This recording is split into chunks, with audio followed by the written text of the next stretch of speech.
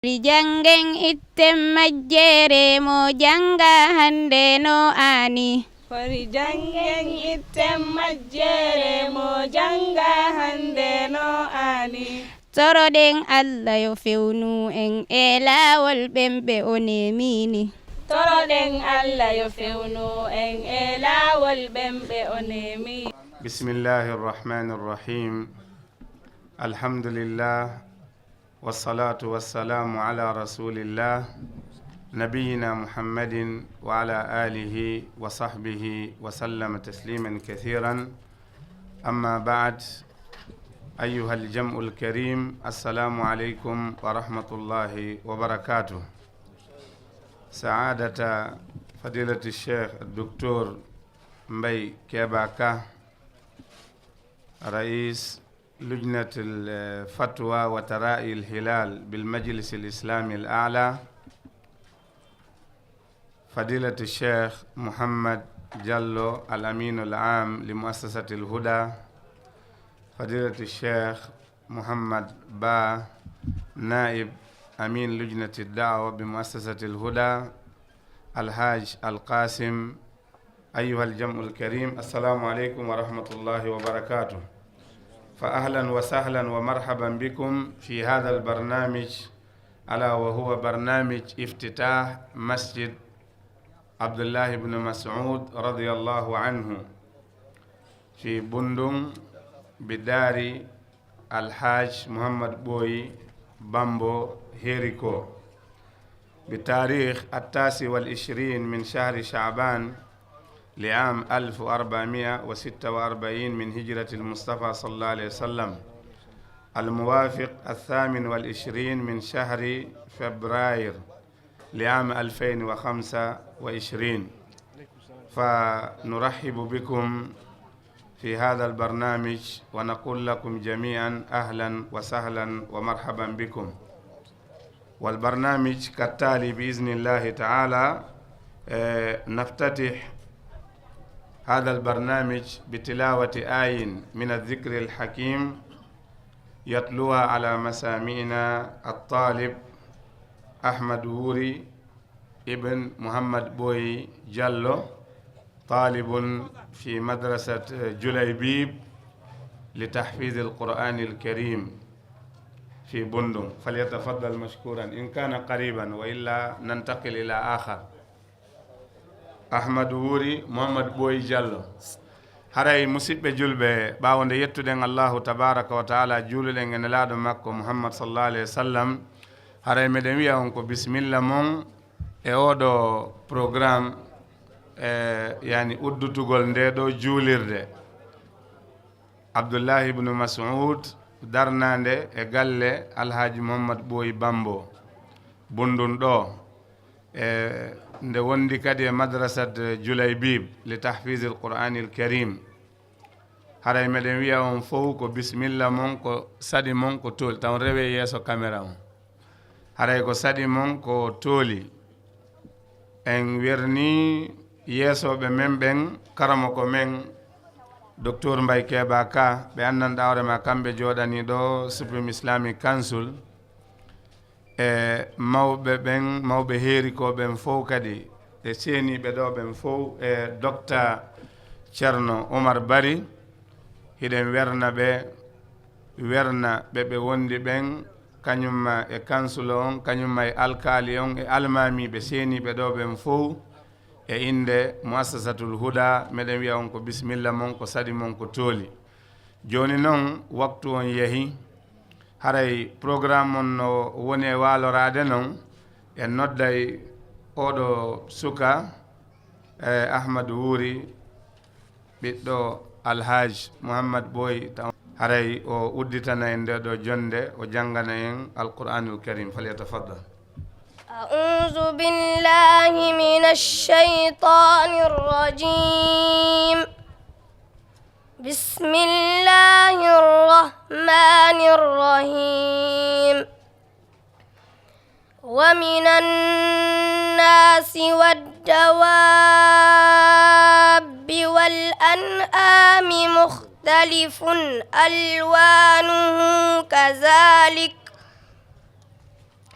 إنما يخشى الله من عباده العلماء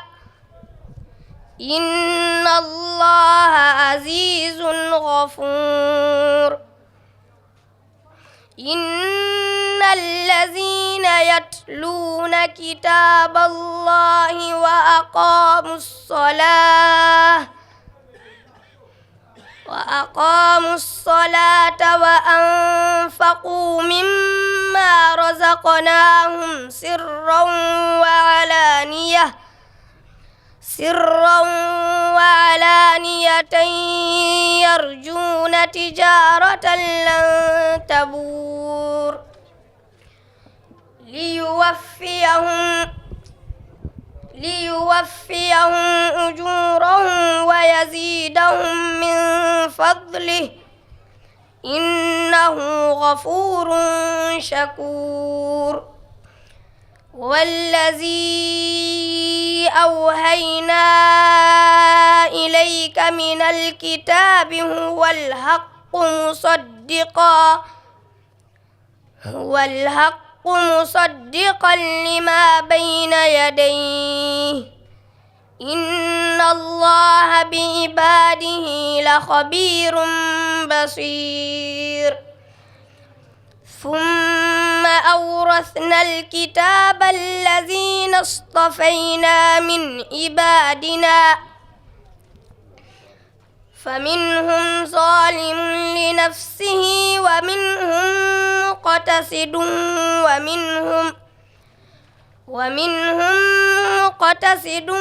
ومنهم سابق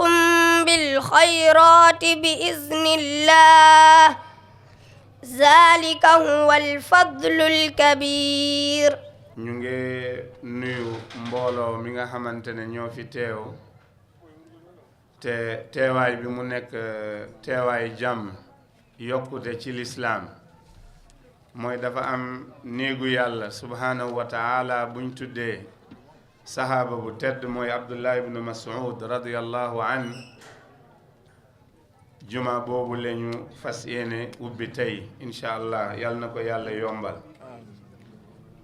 juma bi nag ñu ngi ko tabaxee ci kër Alhaji Mohamad Boy Bambo Heriko te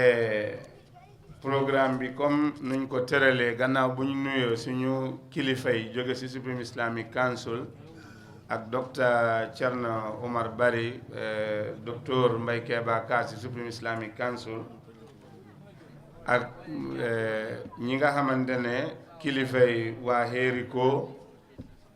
ak muassasatul huda jullit ñu fi teew ñëpp ñu ngi leen di wax bismillah ci programme bi comme nuñ ko dóoree rek gis nañ ne xale bi jàng na ay aaya ci téere yàlla bu tedd bi haray noon nde ɗo juulirde no waawen faamirde haray no wayni ko nokkeeli tati ka juulete woni ko waɗa ɓay ko étage ko ɗum waɗi si waɗɗen programme mon leyga yewten ko yewteten kon ara si en gayni en ƴaway tun wonen e fi hutba on yo goɗɗo onon waɓɓe ka tanzim dare ɗo hara yimɓen taƴitali yeeso caméra ji li onon wonɓe ka tanzim ɓe ok haray ok fulo arano ka imam daroto waɗa hutba ɗon on haray fowdal inchallahu taala no wiruɗen noon ɗon en waway heɓude ɗon saffeji 6 wono juuloɓe 150 waway wonde ɗon ka fulo arano sen yeehi ka fulo ɗimmo ko ɗon ɓuuri yaajude e tammo kadi no woodi dow ko ɗon kadi ɓuuri yaajude haray ɗon ka be waway heɓude 240 150 juuloɓe yani fulo ɗimmo on e fulo tataɓo on ka be ƴettay 150 joni haray sen daari ɗon nde ɗo juulirde ley ɗo kadi ka wonano e juulede ɗo ɓay ɗo joni waɗama juma suddi ɓen aray ko ɗon anniya e juma on yoɓe juulu ɗon kadi wano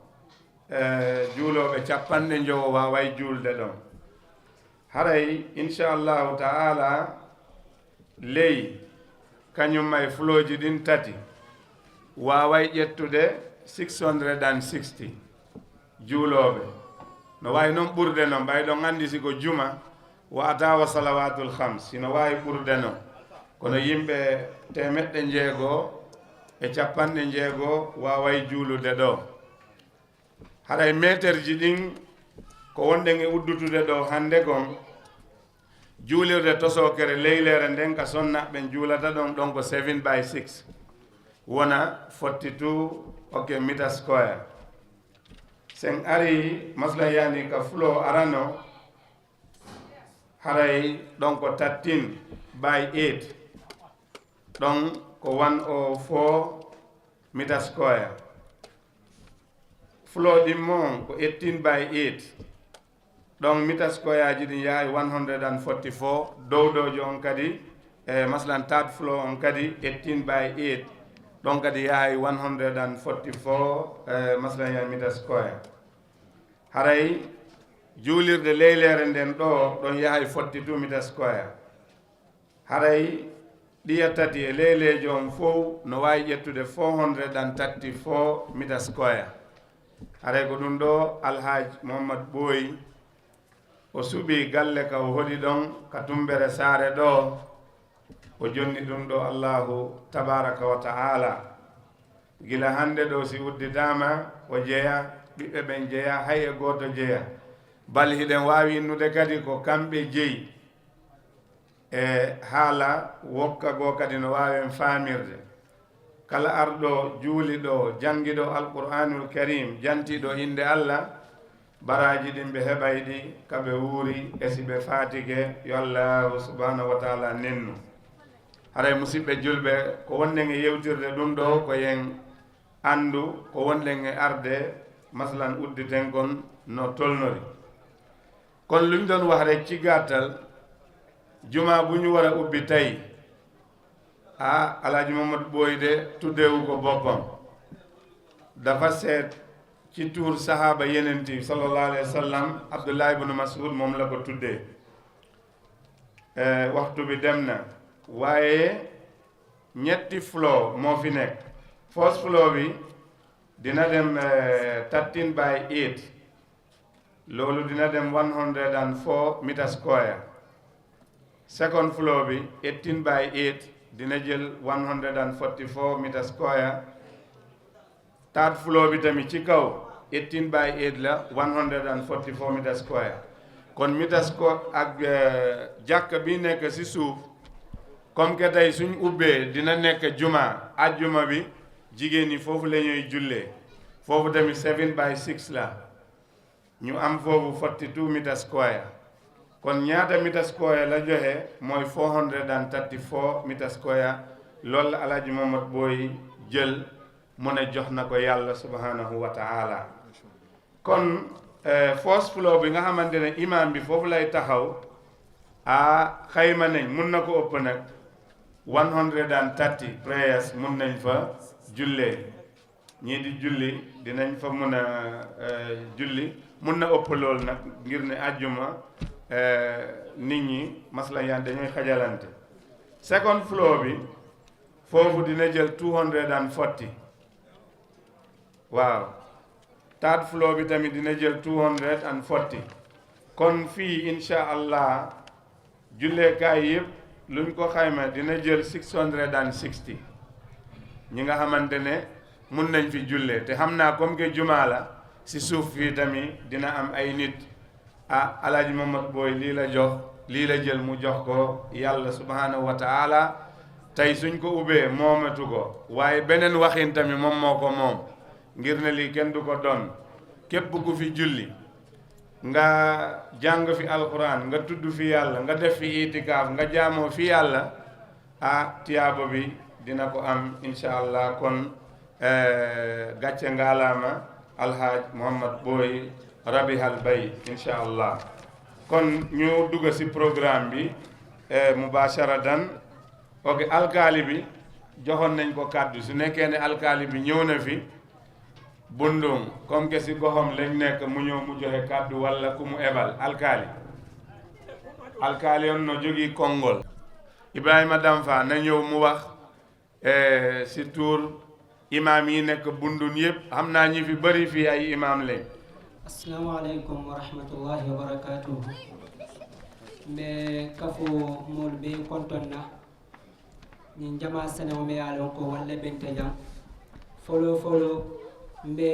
na usas ba kantonna men katan karamoti docteur Keba Ka aw docteur Mbay Keba Ka mba kontonna anin kordatiyo nyim fongo mbo fana kontonna ani ñin kafol mumela be mel yalon ko walla bente jam be be konton na kuma kawta siyala baki bari nsayi tandi ko bunya me yalon ko ya waladi bundum kolla afuta temale ntolle keta molti mel yalon ko nin Cheikh Abubakar Baro ka risala al janjang afuta ta al kalumal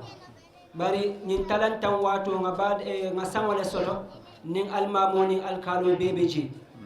wayas wakatalan juroti fomman man mabenu almame kunda fana almamu fana benun jele comme binga ay tandi nyame e kame yitandi santen ko alkalo fele afutat barin tada diamu asita almamu la fannal almamulu risala alfutate mala men kata letarolti ka futa bundum kol mumela bema kebe tarhib nyum bewoto jang bewo me yalon kontol bele den tala même mo muslima bewoti woto alla buña fel ke bañinde aya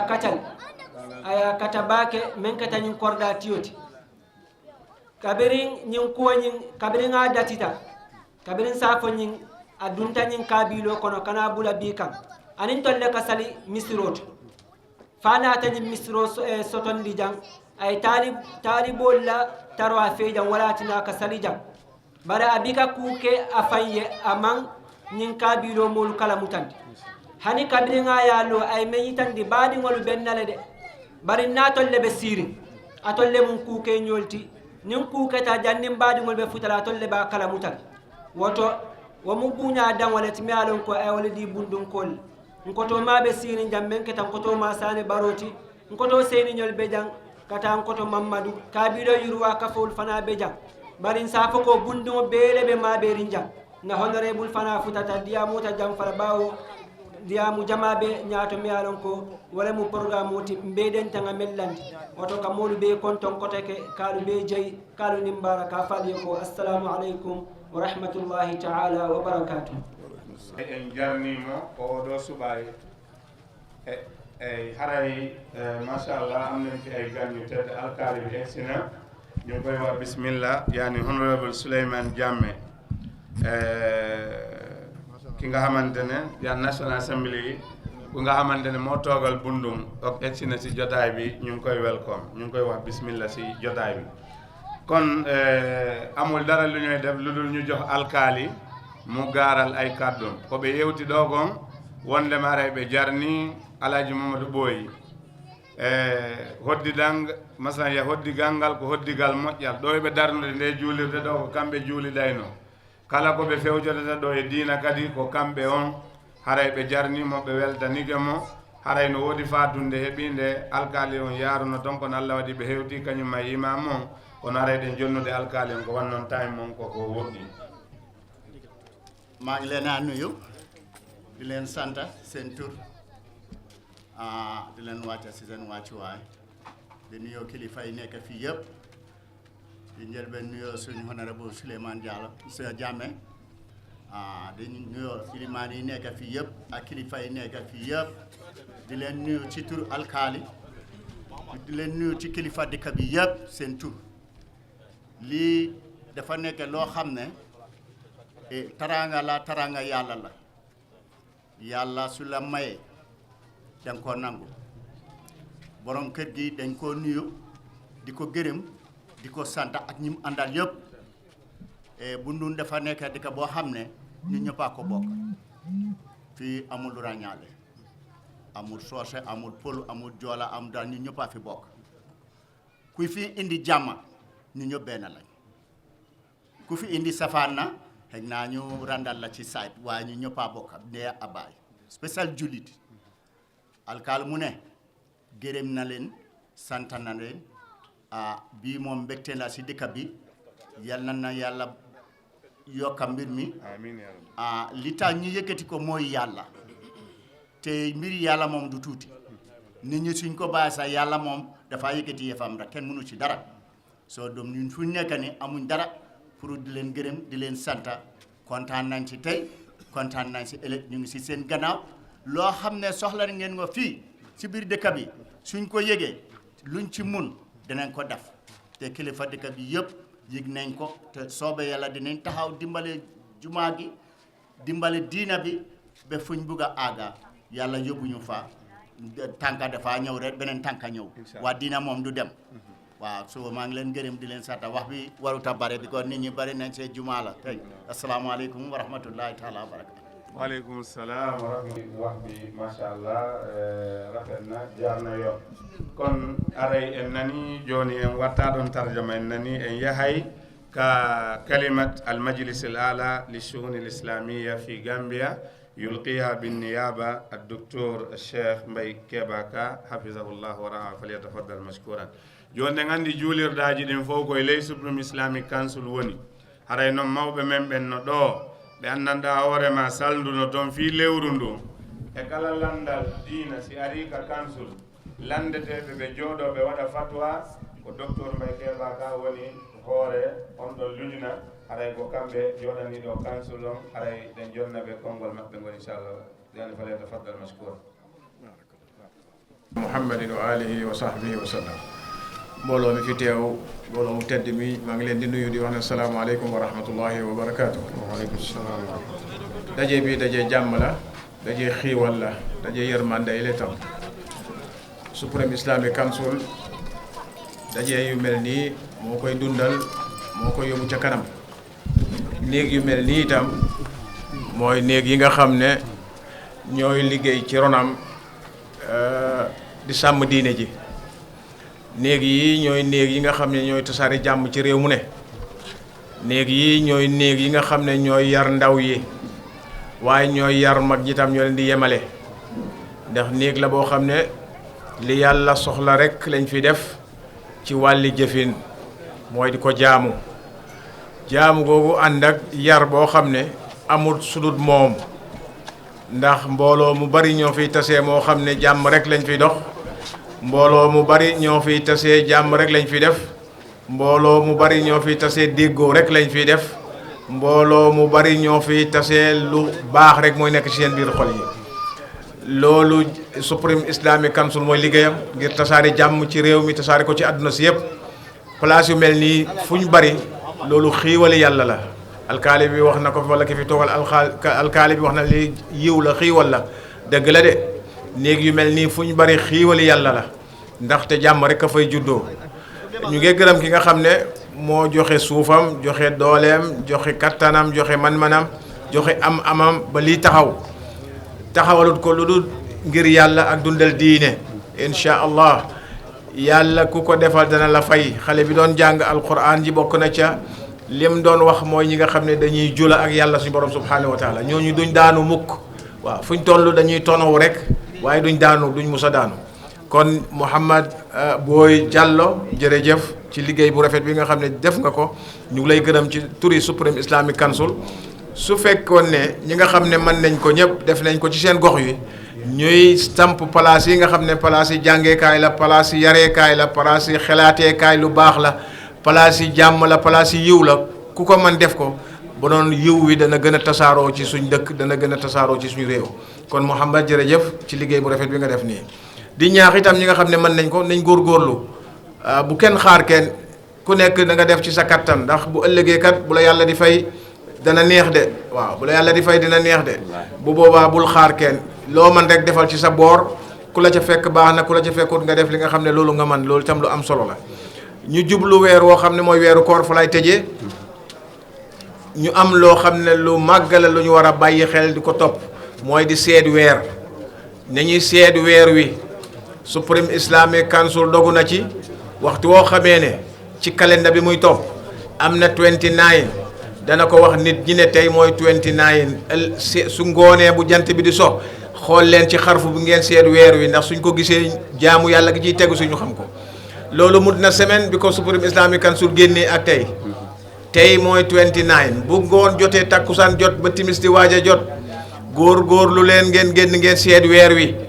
ku ko gis wax nañ la fu nga ko war a wax Supreme Islamic Council nombam yaa ngi tasaaroo koo xam ci kilifa yi boo ko jokkoog moom mu jokkoog Supreme Islamic Council wax lañ ne ñun suñ dëkk ci Bundung ci benn place diw sàngam gis na ko fi wax na ko ilimaan bi wax na ko alkaali bi wala moom sax waxu ko alkaali bi ak ilimaan bi waaye gis na ko wax na ko Supreme Islamic Council bon nañ génn ñu seet weer wi daf ñuy dimbale ci lu baree bari lu ñaaw la ci deri jullit ñi ñu toog ci Gambia gu tuuti gii Bundunka Kunda julli Talinding duñ julli Talinding julli bu Ibo Town duñ julli Ibo Town julli Serekunda du julli lu ñaaw la de ku foog ne fulla la itam du benn fulla loolu lu ñaaw la te li muy tegtale mooy ne ñun jullit ñi duñ benn te buggante wuñ te jaaruñ ci yoonu yàlla itam waaw ndax benn weer kat moo fi am bu benn weer feeñee ñëpp ci war a jàpp def ci kon tey na nit ñi dem ñu seet weer wi suñ ko gisee jaamu yàlla la suñ ko gisul jaamu yàlla la nañ ko dem seeti su ko defee ñu bokk di woor du bokk di duggandoor di génnandoor beneen xiiwal la goo xam ne yàlla moo ñu ko defal ne suñ demoon sax ba juum ñun jullit ñi ñëpp ñoo bokk juum yàlla daf ñu koy jégal loolu la yonent bi sallallahu alayhi wa sallam wax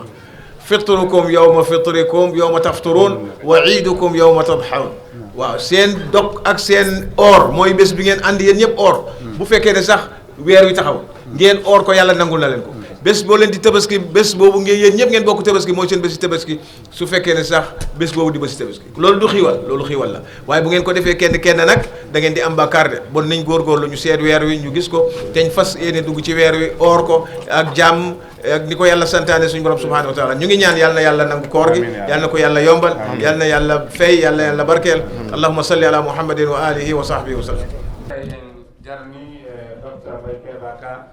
e ko ɓe yewtiɗo kon wo ko hannde woni nogay e jeenayi sabbordu suumaye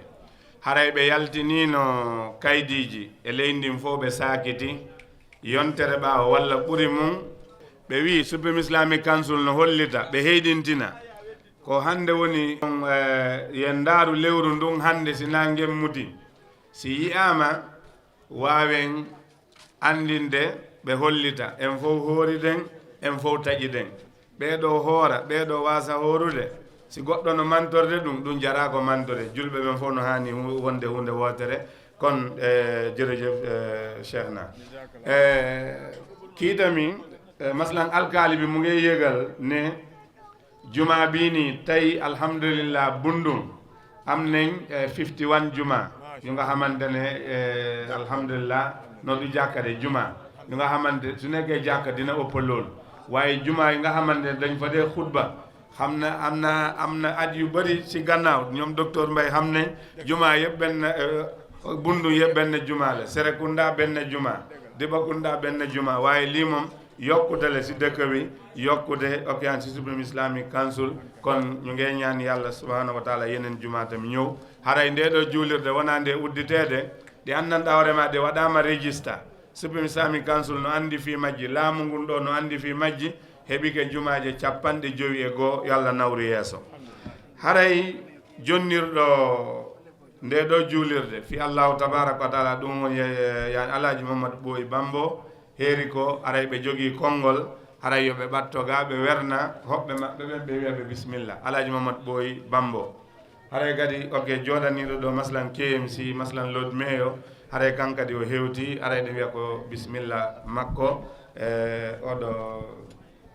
Kañi Mr Kañi bisimilla إن الحمد لله نحمده ونستعينه ونستغفره ونعوذ بالله من شرور أنفسنا ومن سيئات أعمالنا ومن يهد الله فهو المهتد ومن يضلل فلا هادي له السلام عليكم ورحمة الله وبركاته يا جماعة المسلمين أري كرابي ديكم أنتي ويلتني الله تبارك وتعالى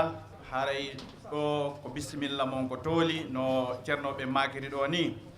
haray gogo miɗo toro enen musidɓe julɓe ɓen fof jogodiren ko jogodiral ngal woni doole so yi enen ɗo fof en ari ɗo ko en jogodir ko jogodiral woni doole julɓe ɓen koɓe jogodir ɓe yiɗidirana ɓe yiɗidira ɓaawo ɗum si ɓe waɗi ɗum kala ko ɓe nangi ɓe wawa wadde haray miɗo wasiyo en kadi wota en jooɗo habbode en wojja guriɓe ɓen wiyen ko matum ɓen ɗum ɓe ara ɓe wallito en heɓen ka juulen heɓen ka yaren heɓen ka janggen heɓen ka ñawdoɗen aray e zamanu hiɗe wawi heɓande ɗum ɗo fof hoore men kala emen ƴellitiɗo e ko feƴƴata e aduna on ɓurɓe marde doole ɓen hannde ɓe inni ɓe taƴi balle ɗen fof haray kala ballal ɓe taƴi haray noon enen sen jogodiri ɗe wawi wonde hay walloyoɓe ɓe e zamanuji aroje haray jogodiren yiɗiniran haray kadi toroɗen Allah tabaraka wa taala ɗeɗo golle ɗe fof ɗe golluɗe yo taw ko sabu Allah ɗe gollana hara ko sabu Allah kadi woni ko arɗen ɗo ko sabu Allah woni ko jogode ɓay golle ɗen fof ko timmintaɗe ko anni ɗen si anni ɗe moƴƴi haray golle ɗen moƴƴi hara miɗo inna ko bisimilla ko tooli kala seniɓe ɗo immorde ka laamu e ka karamakoɓe e ka Supreme Islamic Council e ka kala jooɗodal wonɓe ɗo ɓen e jaatigiraɓe e kala seniɗo ɗo ko bisimilla mon ko tooli ko mum arɗon haray ko raɓɓiɗi kon komi wobolata ɗon ko aya goto Qur'an mo Allahu tabaraka wa taala daali ya ayyuha alladina amanu la tulhikum amwalukum wala auladukum an dhikrillah wa man yaf'al dhalika fa ulaika humul khasirun wa anfiqu mimma razaqnakum min qabli an ya'tiya ahadakum al-maut fa yaqula rabbi lawla akhartani ila ajalin qarib fa asaddaqa wa akun min as-salihin ولن يؤخر الله نفسا إذا جاء أجلها والله خبير بما تعملون haray oɗo aya no noddi kala wiwɗo ashhadu an la ilaha illa allah wa ashhadu anna muhammadan rasulullah o tabintinɗo ga ɓerde makko o wi wota soholinir en jawdi men ndin e ɓeygure men ɗin ga e jantagol inde Allah ga e gollugol fi Allah haray kala waɗuɗo ɗum haray o jeyama e perduɓe ɓe yo Allah dandu en perdugol so waɗi ɗum kadi aray e zamanu ha si hewti ka o mayata o inna joni o torike yo allahu nennanmo seeɗa o ƴetta e koye jawdi mum walla e kum cellal mum walla e kum tangu o marno o nafka fi sabilillah tawa noon joni ɗum nafata hay e hunde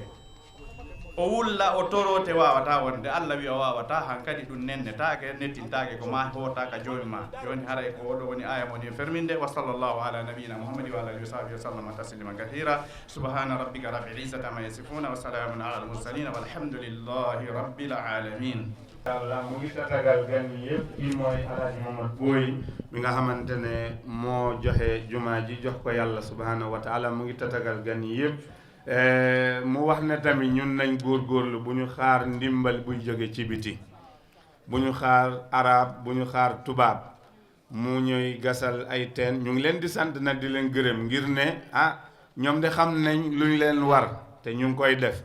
waaye nag ndimbal na si fekk loxo boromam ñun tamit wax dëgg yàlla lii fii la jóge kii fii la utee xaalis bi mënoon na wax fii rek arab na ñëw mu ooñu rek beneen arab ñëw tabax fi mu ne déedéet arab yi luñ soxla moom tam loolu la soxla kon mu ngi oo moromam ñi tamit ñu bu ñu xaar ndimbal bu jóge ci biti mu ngi wax tamit ñu ñëpp nañ nekk benn te mu ngi ñaan yàlla képp ku fi ñëw ak moom lu mu def ak ku fi def dara na fekk yàlla tax ngir ne su dul loolu yàlla du nangu jëf ji kon nag mu ngi ñu fàttaleel benn aaya bu nga xamante ne waxtu bu nga xamante ne mun nga jëlal sa alal nga dépense ko ci diine yàlla bi bul xaar ba dee di ñëw ne na malakul mawt na ma baalal ma jël lii ma joxe borom suuf yi koto ñu nga xamante ne mag nañ Alaaji Mamad Boye ci alal ñu ngi ci dëkk bi ay moromam ñu ngi ci dëkk bi ay rakkam ñu ngi ci dëkk bi na ñëpp def comme moom nu mu def nii ñu def ko te yàlla tax jërëjëf Mamad Boye rabihal bayu insha allah jërëjëf kon nurahibu bi fadilati cheikhina aydan cheikh Mouhamad Ba rais muassasatul huda wal khatib kon yani muassasatul huda tamit am na fi kaddu yani yulqiha bin niyaba فضيلة الشيخ أستاذ محمد بن سليمان با فليتفضل مشكورا.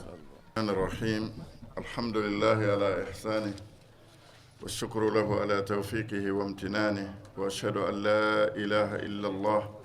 تعظيما لشأنه وأشهد أن محمدا عبده ورسوله الداعي إلى رضوانه صلى الله وسلم وبارك عليه وآله وأصحابه ومن تبعهم بإحسان إلى يوم الدين. أما بعد السلام عليكم ورحمة الله وبركاته. رديت الله جل وعز جولا نلادون عليه الصلاة والسلام سلمنا دندنانغال سيني بدو هري إند مؤسسة الهدى متوتا علاج محمد أوي بامبو كجيابي members be ka muassasa ton rayinde muassasa on ide werna jarna dendanangal seniɓe ɗo hiɗen jarna ɓe kadi e ɗeɗo golle ɗe ɓe golli ɓe gandi allahu ɓe nelaɗon alayhi salatu wassalam ɓe maki man bana lillahi masjidan bana allahu lahu baytan fil janna kala mahanɗo allahu subhanahu wa ta'ala julirde allah subhanahu wa ta'ala mahanaymo galle ka aljanna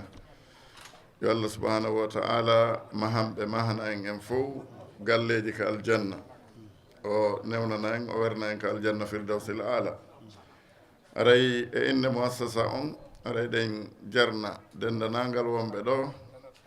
eɗen wiya muassasa on kadi no weeɓiti juuɗe ɗum woni muassasatul huda e nabidugol e kala julɗo ɗen renti golle ɗe haray neɓaali ko iwɗen toon e golle ɗen kadi no yawde dartanoki gila waynodirɗen ɗon golle ɗen kadi no jokka inchallah ka neɓa en aray udditugol wano wonɗen e udditirde ɗon ni yo allah subahana taala newnu haray ka raɓɓindingol e inde muassasa on amir mum on oustad mouhammad ba westfield haray ɗen jarna dendanagal seniɓe ɗo en toro allahu subhanahu wa taala saabu seena men on ɗo yo montan en bakkatuji ɗi o windana en baraji hewɗi ara miɗo wiya on assalamu aleykum wa rahmatullahi wa barakatuh. bismillahi rahmani rahim alhamdulillah wa kafa thumma salatu wassalamu ala nabil mustafa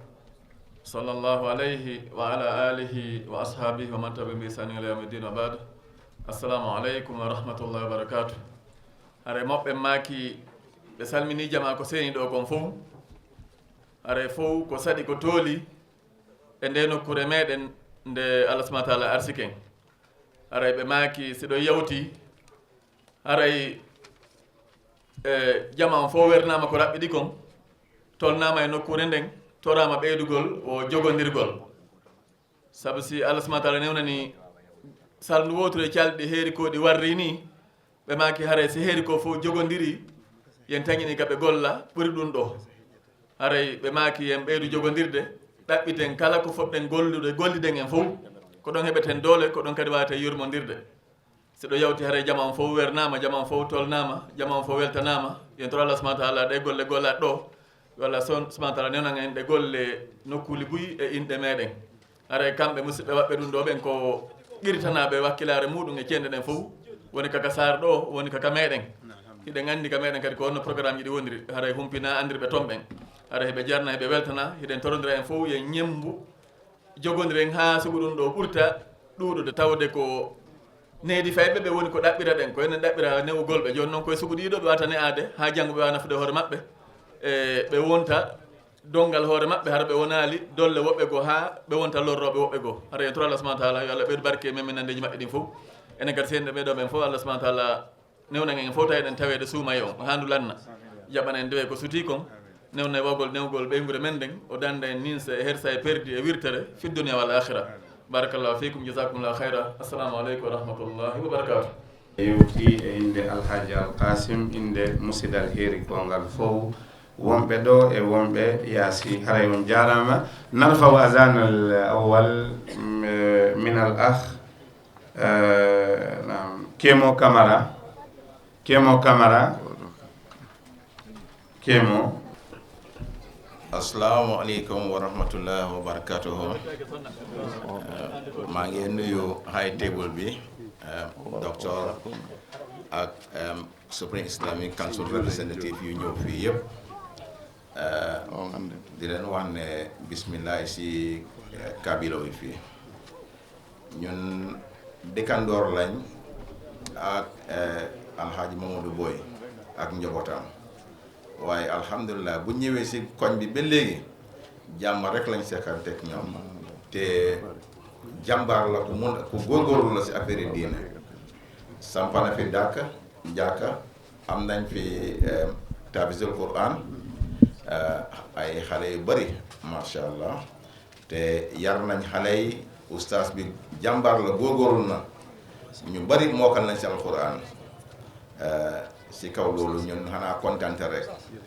te nekkul ne rek lum jumaa ji moo ñu fi boole déedéet moom nit la koo xam ne moo njabootam yëg nañ waa koñ bi te ñu ngi dimbale ñu bëri si suuf loo xam ne ñu bëri xamuñ ko ñu ngi yar njaboot gi ñun daal tey xanaa kontante rek dina naan bismillah ji alkali bi ñëw na fii suñ honorable bi mu ngi fi kilifa koñ bi kilifa bundung yëpp ñu ngi fii ñu ngi leen di sant di leen gërëm te ustaas bi kuy jàngal xale yi jàmbaar la ñu ngi koy ñaanal parce que dëkk bi la ñuy defar xale buñ defaroo rek dëkk bi dina baax xale buñ yaaxoo rek dëkk bi dina yaaxu kon kilifa yi si yoon yu ñu teg buñ gisee ñoom ñu nekk si yoon boobu di ñu teete ñuy dox si loolu ñun xanaa ñu gërëm leen rek kon si turi gox bi fii ñu ngi leen di sant di leen wax ne bismillah di leen yaanal li ñu am si lu bëree bëri incha allah am nañ fi ñetti place yoo xam ne yëpp ay taafis la yoo xam ne amul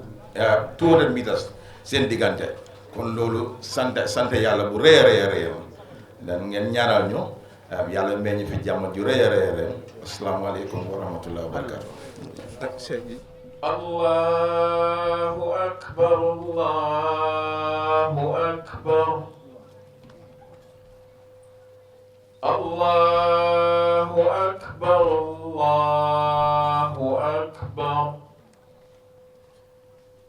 ashhadu an la ilaha illa Allah ashhadu an la ilaha illa Allah ashhadu anna Muhammadan Rasulullah ashhadu anna Muhammadan Rasulullah hayya ala salah hayya ala salah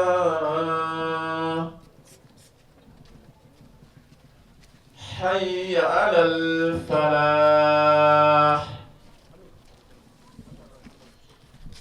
hayya ala al-falah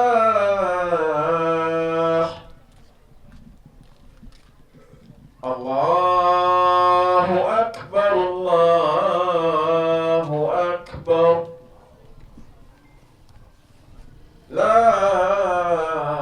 ilaha illa Allah. Ustaz Ramadan Ustaz Muhammad Sanusi Ba Muhammad Jamboke e Al-Huda Foundation non fof anditen kadi ko kamɓe watta e juuɗe mum e members ɓe ɓen kadi Cheikh Moustapha Ba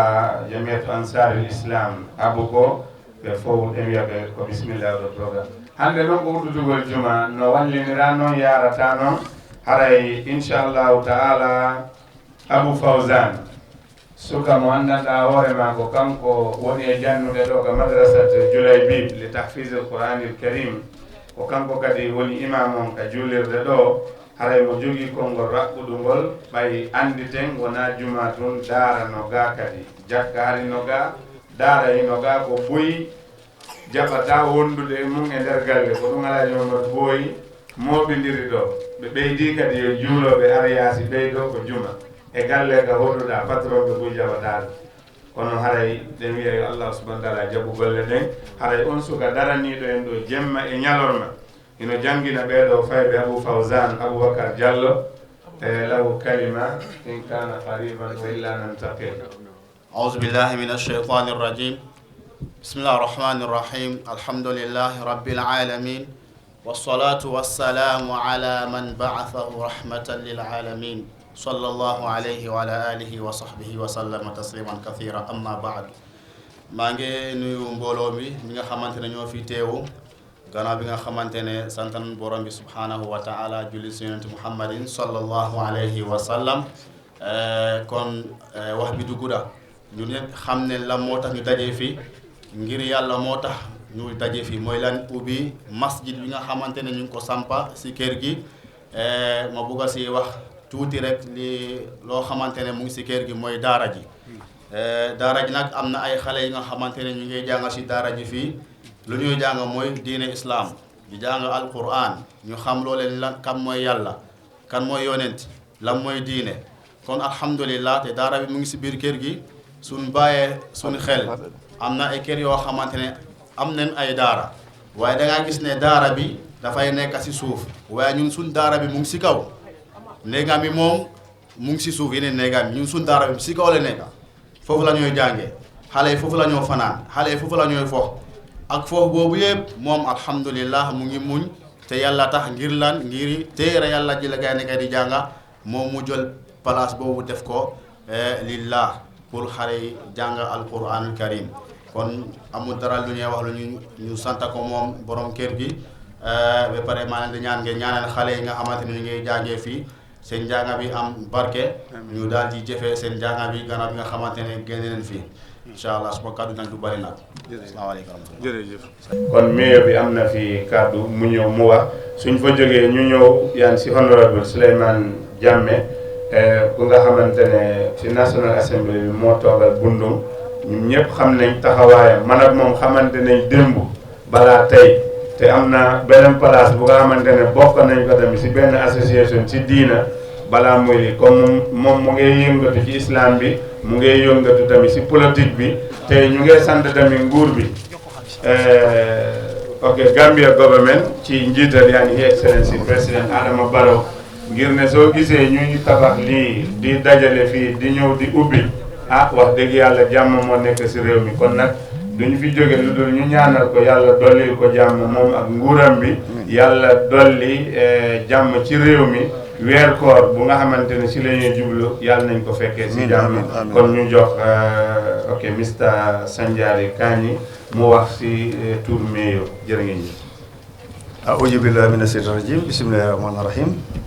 alhamdulillahi rabbil alamin alhamdulillahi rabbil alamin alkalo konton na alkali ba mbey ma o konton na Bundung ga pundan ko ba be konton na mbe na député o konton na flesiri mbe diam kam rod me o tan ben suda to yala ndi to sanja ka ni tin be do ko KMC me marta dino ni adola alhamdulillahi rabbil alamin jaw saf alhamdulillahi rabbil alamin nyin kamana ko bimbe ma be de mentote na nyomo siyata bakke asike do ko do be keri banko kan asitalano asin hakkilo gonondi dino kan woto mbaɗi mon mbaɗa konton no mbatten ɗo lon ɓeyode bi a hakkiloɓe jadde pour kanano batte to kamala abalola magna sonema bakke ayem bulanam pour nga fotana jambi honde bo ibuñaɓe je elami eyoba kato bi alkaliba albuñaɓe je a ñantanara ɗon de cheikh manlaɓeyo mbe konton woto mbaɗi mon mbafulade alhamdulillah ñimmo fendete miyalon ka ñande kala ñadota kuulete kukelin nak ntemo kabon kolete fulolu be mone kan kabon kol nyanta fitilam fana ngana jamu ngaka nga jamu ngalo yirwande fulolu be jamu ngalo kan ni boda abuko kata fo bakaw bi mbete bo men do ni jamu konto konti wallahi alhamdulillah rabbil alamin se hobo itele ba falan tete salla baraka fa sadula o de kere wonde ji oto mbadi fulolu bar konto na mbal tentu mbal jeyela lon meyode bi abase hobo kata e man sayata ni sa intemo jamo men lotala man sakunda ko to sanji sewo nyin kono ay ala ten to bake wala wota ba fala baade fulode ko ala baraka bakal menna ale continuer anum tol fanna ofisode bunda be lene ngale yen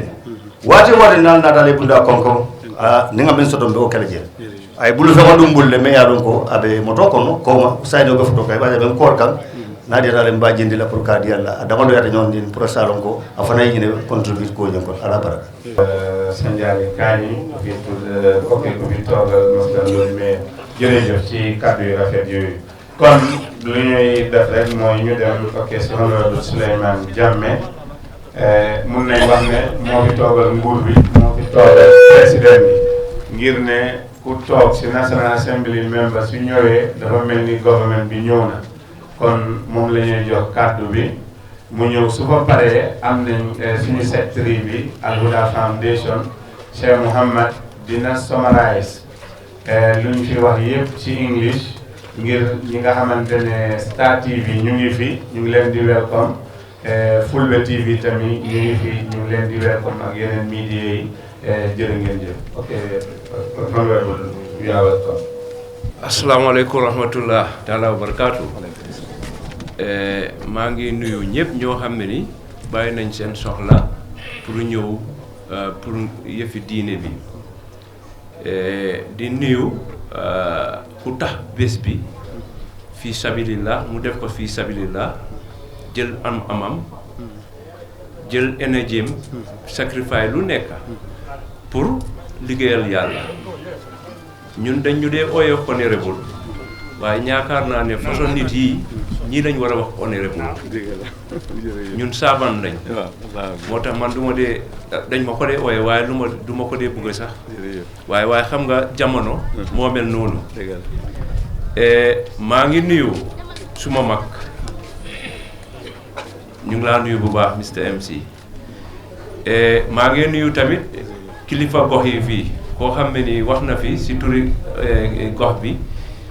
magam mi ngi toog fii nii maa ngi ko nuyu bu baax Massané Baro su ma ko nuyu rek nuyu naa gox bi Kabilo bi yëpp fii maa ngi nuyu suñ alkaali bi ak suñ imam ratib ñëpp nuyu naa leen di nuyu tamit comme nit ki moom ñun ñëpp dafa am fuñ jaar yàlla def na docteur Thierno Bari jàngal na ma école ma ñëw dajee moom fii maa ko nuyu bu baax because moom itam bokk na si ñoo xam ne ni def nañ xam-xam si man ba tey ma mun a ne jiite waaye nuyu naa waa Bundung yëpp nuyu naa waa Gambia comme nu mu ko waxee rek because aljuma la te nooda nañ ba pare ñun fii lu ñoo def rek xanaa gërëm santa maanaam di gërëm suñ broda bi di Mamadou Boy boo xam ne ni definitely taxawaayam si gox bi fii ñun xam nañ ko nekku ne ni tey la am lii ñun ñu jëflante man jëflante naa moom si lu bëri loo xam ne ni si yëfi diine la te xam naa ne booy ñëw si moom bu laa dimbali dafa nekk si yoon di diine loolu man xam naa ko moom xam na ko soo si kaw loolu su waree dem ba def lu mel nii foundation la njëkk a def te foundation bi maanaam mooy ne jël daara amal ko fii nii boo déggee ñuy wax juma dañu war a am foofu ay imam so foundation bi mooy daara bi te daara bi fii la amee waaye ñun dinañ sant yàlla ngir Bundung yokkute Bundung ñun loolu lañ bëgga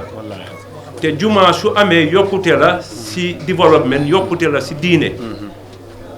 tey nii sax alhamdulilah pour ma wax leen ñaari juma moom lañ nekk di ubbi fii Bundung tey nii si jamono bi kilifa Bundung yi sax ñu bëri dañ fi waroon a ñëw waaye dañ di bàyyi seen boppa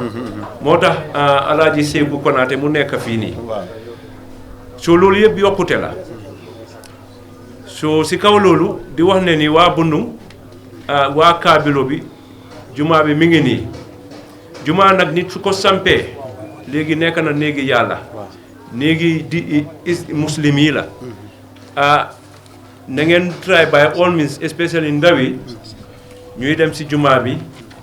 bu mu wéet te yaakaar naa ne juma bi nu mu nekkee fii loolu dina tax ñu ni tamit suñ xale yi ak daara yi nuñ fi nekkee ñu mun a am diine because soo àdduna pour mu dem société bi pour ñu defar ko diine bi mooy number one loolu foog ñu dugal ko suñ maayen si soo diine boobu noonu suñ ko amee rek loolu dinañu dimbale waaye ñu sant leen gërëm leen community koo xam ne ñëw na fi si association bi Al Huda la ñëpp daanaka gërëm nañ leen sant nañ leen because ñun moom tey amuñ wax bu bëri lu ñu war a wax ngir gërëm rek sant waaye pour wax ko ne tamit ne ñu ni tamit na xam ne ni ñu ngi fii te dinañ jàppoo moom ñu liggéey si lii te Bundung dafa nekk community boo xam ne is well organized because Bundung ñun yëpp benn lañ moo tax nag su ma njiital ñëpp suma ay njaboot lañ soo si wàllum jumaa yi Bundung dañ am association imam association boo xam ne ni dañ ko am te dañ dee meet every month te loolu buggu ñoo bàyyi benn jumaa si gannaaw soo loolu yëpp pour yokkute pour dimbalante nga gis ne ni mu baax so si kaw turi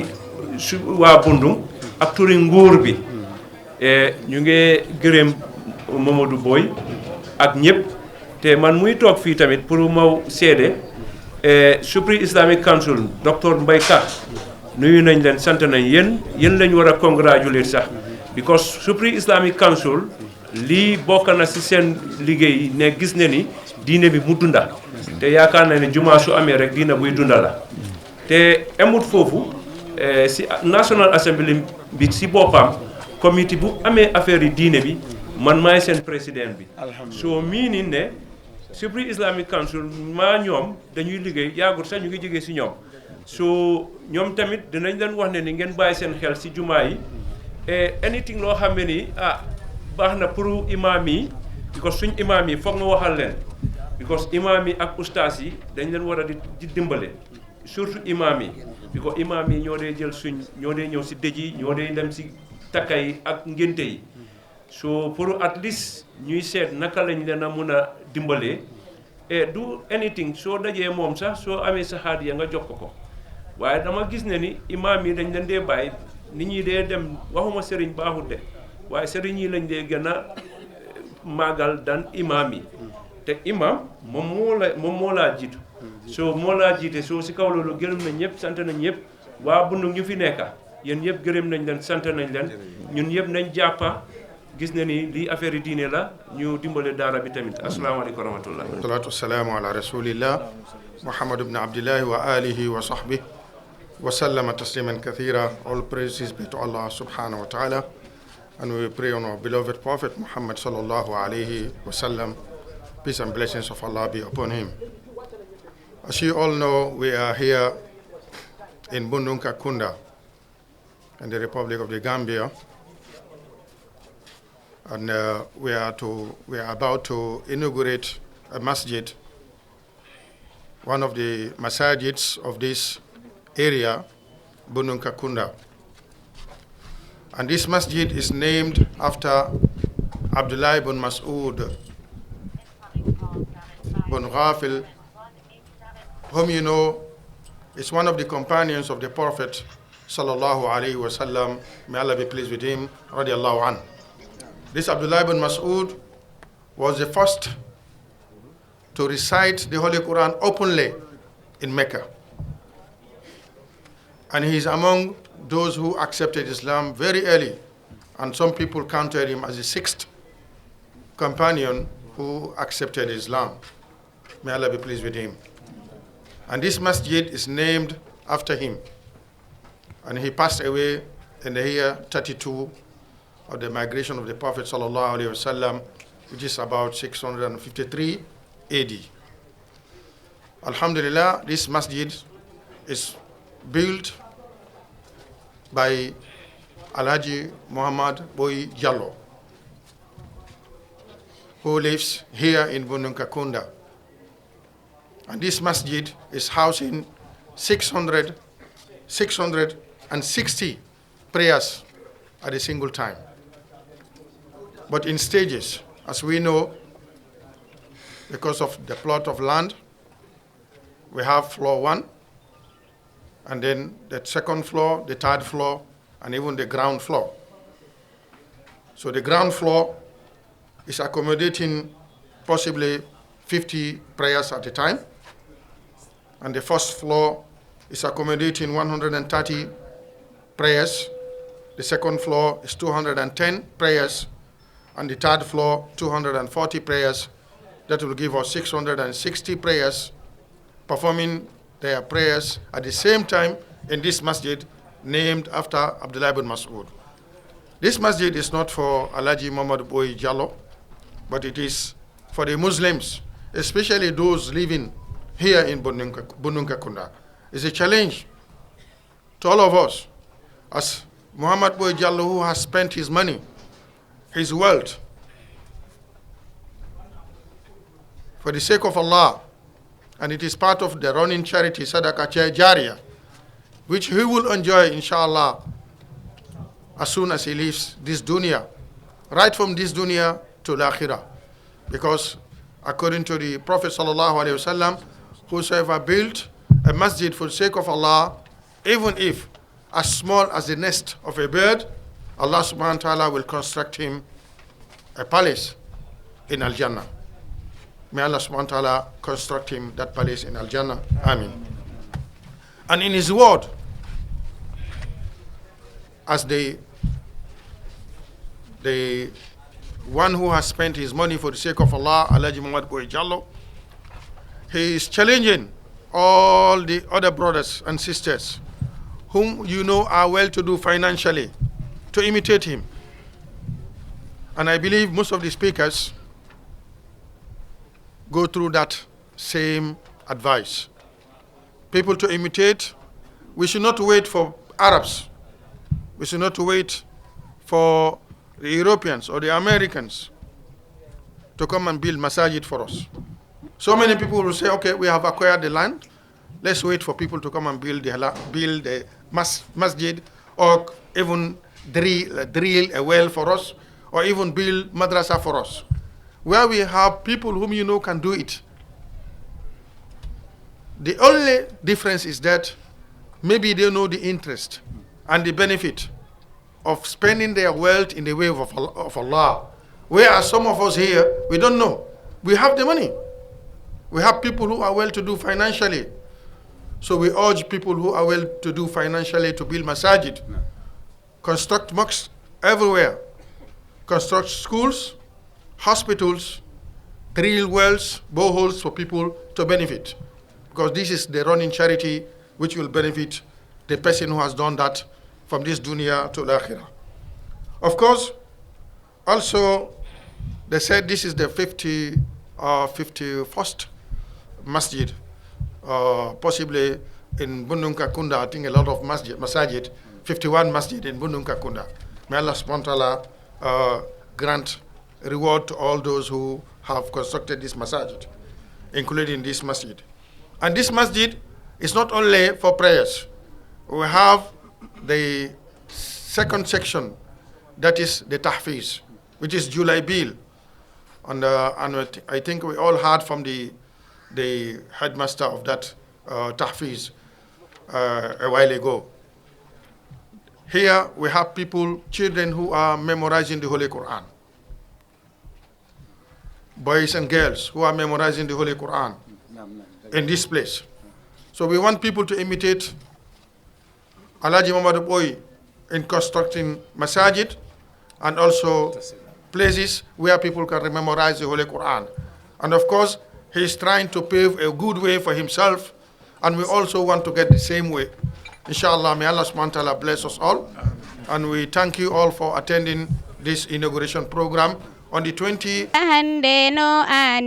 Fari jangen item majjere mo janga hande no ani. Toroden Allah yo fewnu en elawol bembe onemini. Toroden Allah yo fewnu en elawol bembe onemi.